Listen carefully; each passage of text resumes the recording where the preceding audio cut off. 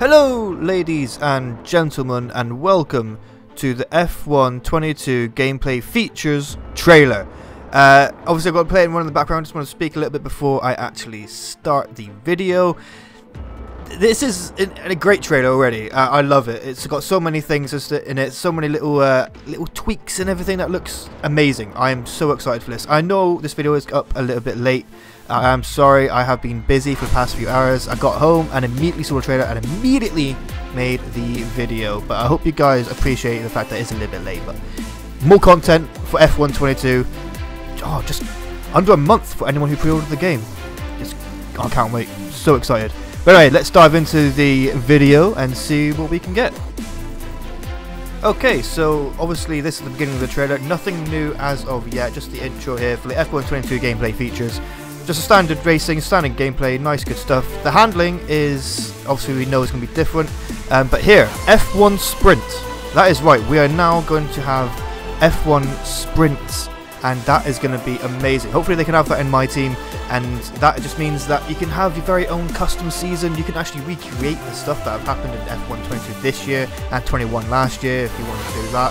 So I'm really excited to see how the sprints work out as well.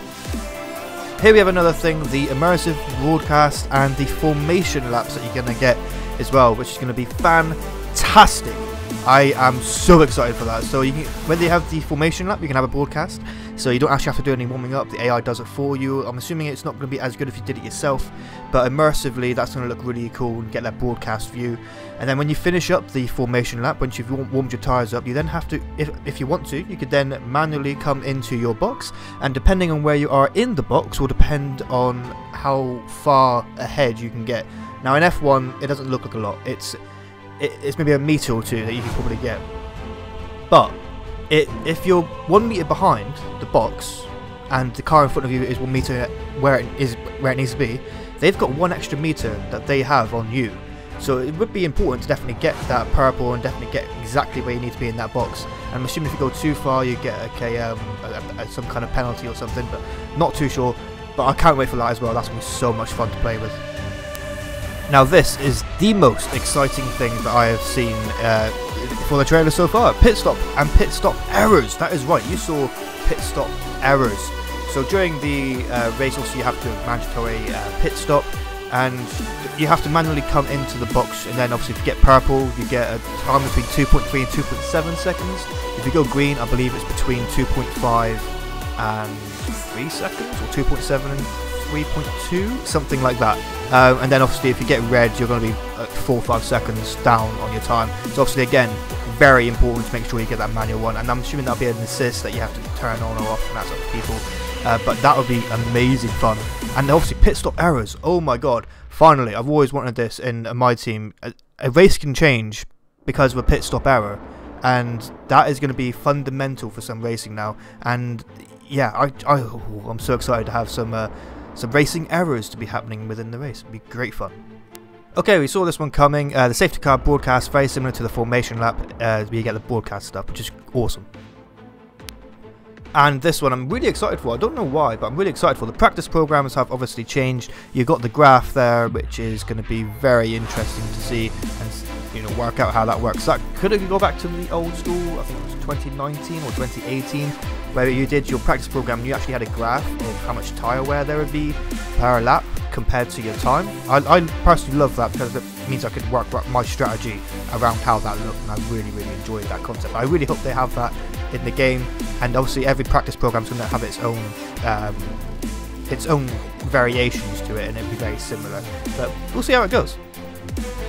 Okay, and now with this one we have adaptive AI. Now this could mean a number of things, so I'm going to be spitballing off the top of my head. So firstly, adaptive AI. The AI is going to level up at the same speed as you, so depending on how well you do per track will depend on how the AI will go.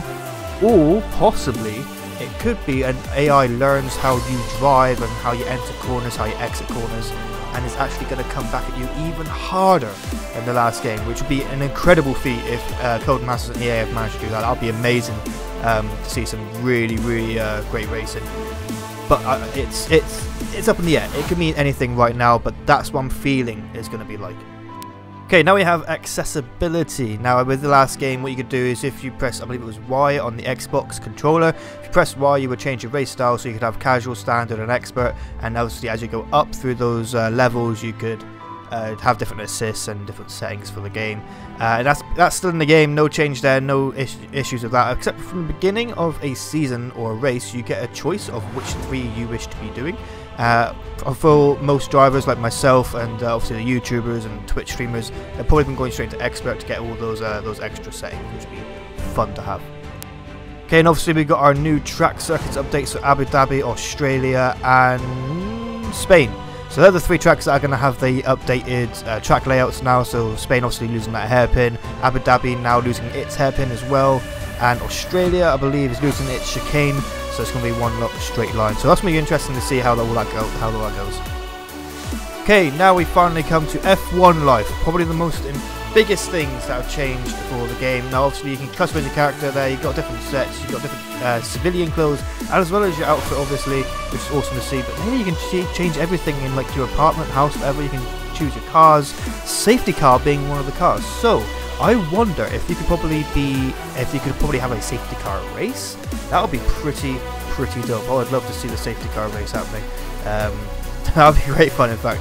But yeah, you can get different cars, you can do everything you want to do. You want any track with those cars, and you can just have fun with those cars, which is good to see.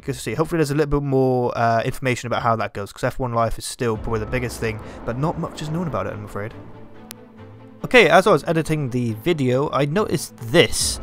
So in the bottom right hand corner, you can see it says Sparko, Beats, Antisocial Club, Stance, Puma, everything.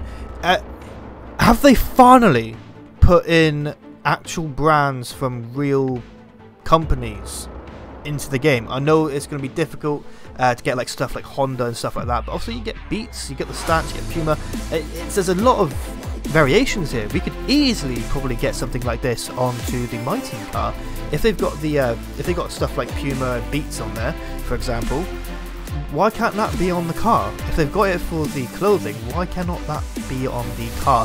Which is going to be amazing to think about, because if we have a My Team car, you can have a Puma team, you can have a Beats sponsored team, you can have the Beats logo, maybe a Puma logo. I think that would be amazing to actually have some real logos and sponsors and everything like that. That would be fantastic. You can create your own team with that as well. I'm so excited if that is something that's going to happen.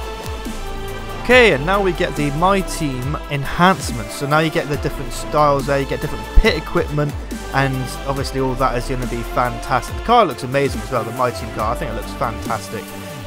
But the the facility there where you can actually change the pit time equipment, the pit equipment, which is going to speed up your pit time, which is decrease pit time. Sorry, which is going to be fantastic. Which obviously the previous games have lacked a little bit. You had no say on how the pit time would be. Sometimes it would be as quick as 1.8 seconds, and then other times it would be like 3.5, 3.6. Obviously that's not what you want. I'm glad we've actually got a bit of control with the pit time now, but it does make sense. Okay, so same as last year, single player and 2-player career, and also split screen is going to be in the game, so that'll be good for all of you people that want to, obviously if you have brothers, sisters, or if you want to have a friend over or something, they don't have the game, they want to try it out. Here you have all of that kind of stuff, which is fantastic as always. Okay, and obviously we have the Formula 2 seasons, which you actually get 2 seasons to choose from. You get the 2021 season and a 2022 season, which is going to be great to see as well, similar to obviously last year's game. And that's it for the trailer. We're just going to get some gameplay now and a release date of the game.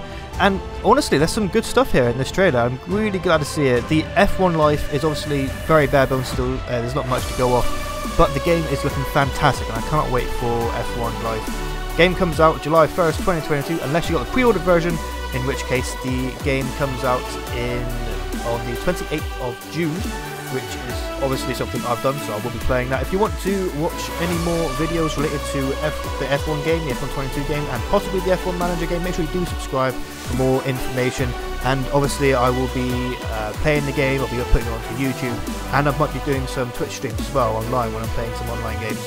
But I hope you guys really enjoyed this little dissection. Hopefully it gets as much views as my last one did. I am so surprised that my video actually did very well. And to anyone who watched that video and has subscribed from that video, thank you thank you very much. It is much appreciated. You're the people that will make me want to carry on doing this. But enough about that. Enough about me. F1 22 is almost upon us, and it's so exciting. There's so much good stuff that we can actually have, and it's going to be more sim-like as well. So there might be more leagues that are going to have to think about how they're going to be doing the sim running, because I know a lot of leagues out there, F1 leagues, do have different assists that you're allowed, different things you're allowed to do, things you're not allowed to do.